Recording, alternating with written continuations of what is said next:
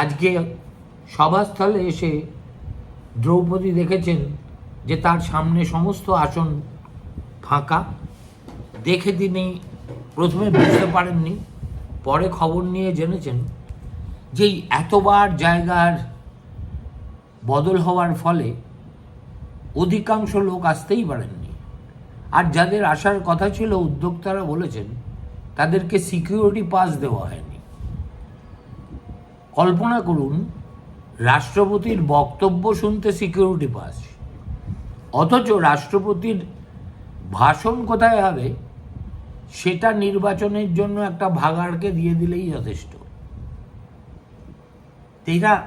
এই আমাদের বাংলাদেশ, আমাদেরই বাংলারে, এখানে হাউতাস টাউতাস করবেন না আপনারা। আবার এই তো কয়েকদিন পরে ভোট, প্রচুর ভোট দিয়ে আবার এদেরকে ফিরিয়ে আনুন, আরও উন্নতি করবে বাংলা।